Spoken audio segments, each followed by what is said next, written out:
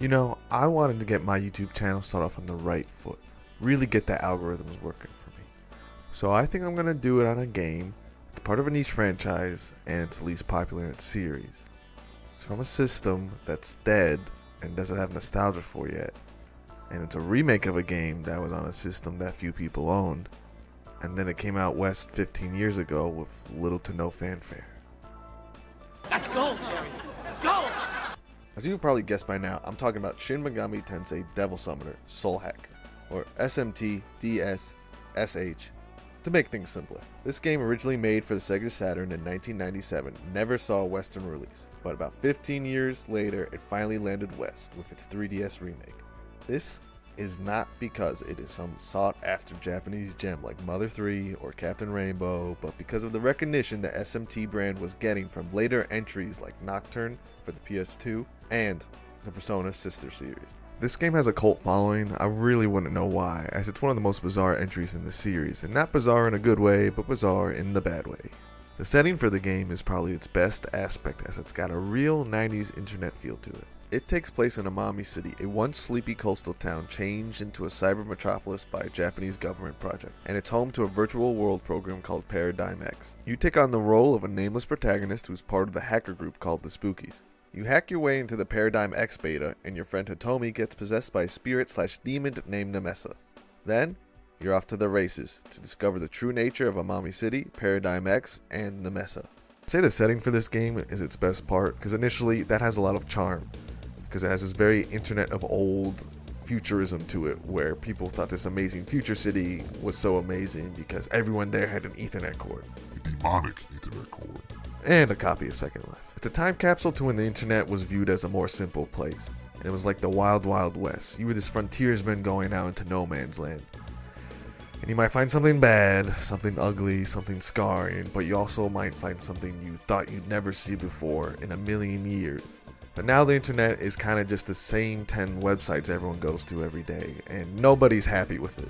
It's fun to see the predictions that were right and the ones that were dead wrong. Like that video rental stores would become out of date and that truth on the internet would become subjective. It never gets anywhere close to Metal Gear Solid 2 levels of prediction. Everyone withdraws into their own small gated community, afraid of a larger forum.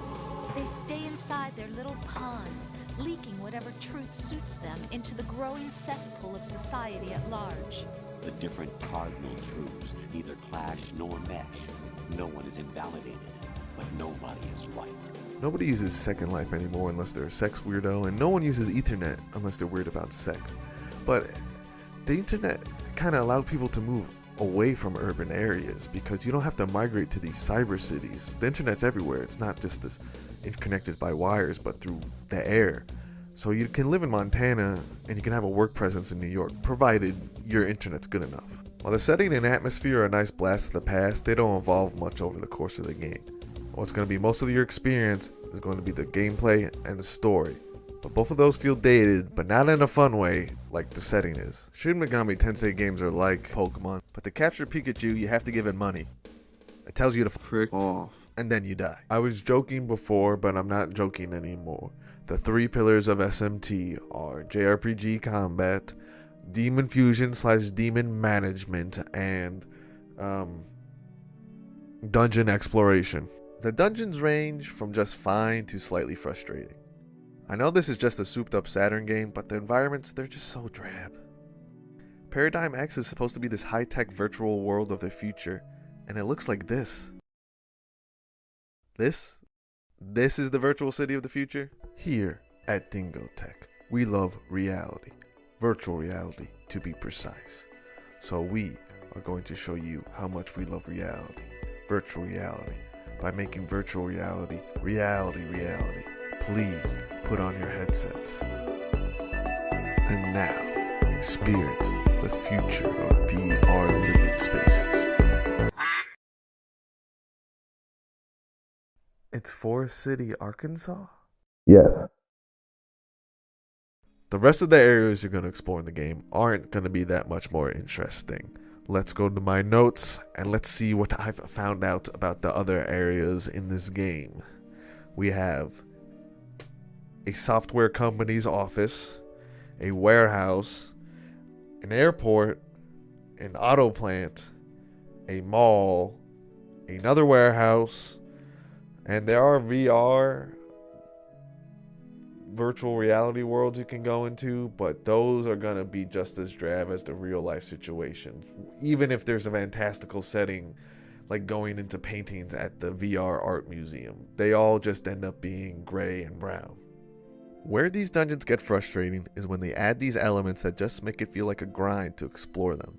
Like in VR Haunted Mansion, you were supposed to explore and find these secret doors, but you'll often come across trick rooms that'll send you all the way back to the beginning of the dungeon. There's a lot of these little elements that make dungeon exploring more tedious than it is rewarding. The battle mechanics, they aren't bad, but they feel like they're from 15 years ago. They're missing many of the mechanics that made the SMT series a much smoother experience in future games. Stuff like if you use an element that a demon is weak against, they lose their turn and you gain a turn. And missing this mechanic can really slow down the fight. And there's a lot of fights because there's a lot of random encounters in this game. Having all these random encounter fights and not having these mechanics to make the fights faster can really add to the grind I've been talking about. Still, it's satisfying to figure out a boss's weakness and then you kick his behind.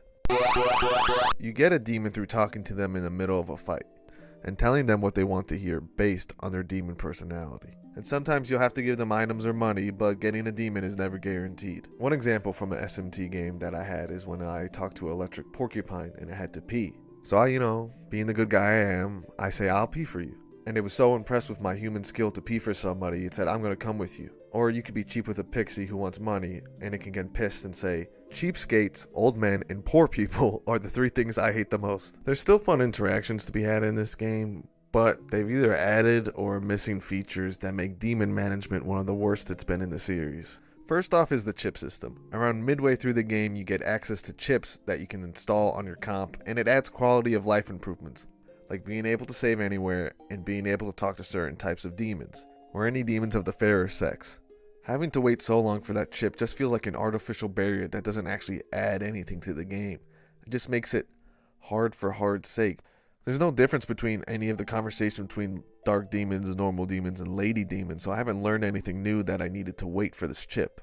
Also, there's only about 5 slots for chips, and some chips take up 2 spaces, so you're not going to be able to use all the chips that make the game less of a slog.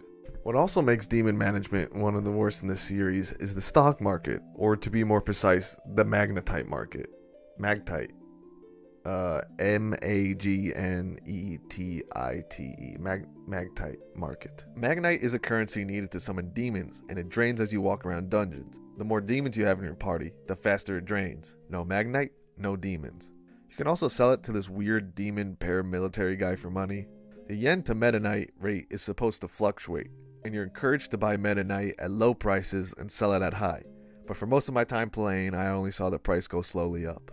The Megalodon market is boring because of how stable it is, and the constant drain of this resource is annoying to watch, and it also discourages having a full party of demons, which just adds to the slower combat. So the gameplay, it's probably the worst it's ever been in the series, but it's still functional and has its bright moments. For the story, please refer to my last sentence. SMT games have never been the most complex story, but there's usually some interesting characters, philosophical questions, or some interesting settings.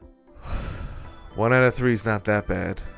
Most of the story is you going someplace, finding someone, and then realizing you have to go somewhere else. Except for the middle of the game, where the same plot happens 3 times in a row. Someone gets their soul possessed by playing Paradigm X.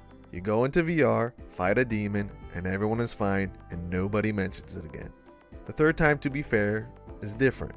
You do go to a warehouse. Yay. The story is about as straightforward as you can imagine. I mean, look at the actual Nishi. He's the CEO of Algonsoft, and he's got devil horn black hair with a widow's peak, black suit, very menacing tails of the suit, a black wand, and very angular, angry face. Wonder who the bad guy could be. Well, he is the bad guy, unsurprisingly, and you only really have one conversation with him. You fight him, and then he dies. And he kind of doesn't get that much more story focused than anyone else in the game. Namesa starts off as rude, is nice at the end. It kind of just happens throughout the story. 6 is mean to Nietzsche at the beginning and is a weapons-obsessed coward. We discover his sister dies at a young age. Afterwards, he's still mean to Nietzsche, and I guess he's no longer a coward or something. Lunch. Hates his dad and then says he's alright. Also, lunch is never mentioned. Even though his art shows him eating food, he's never really known for eating anything. He lied! Spooky has a sentence where he reveals he has a grudge against Algonsoft, the evil company that's running Paradigm X, and he's jealous of this guy that doesn't factor much into the story at all. You also go on these vision quests where you play as different characters that flesh out the evil Phantom Society, but those characters just die and nobody talks about them. They don't factor into the story that much. The story and the story of this game is it kind of just exists. It just happens. No fanfare, no fireworks. Just there. You can take it or leave it.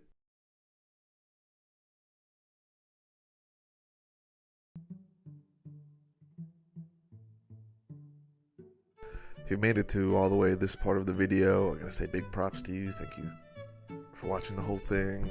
And if you could like, comment, or subscribe to the channel or on the video, that will help a lot because I'm just starting out and it's gonna help boost my whatever algorithm stuff, because obviously this video topic is not gonna help me out.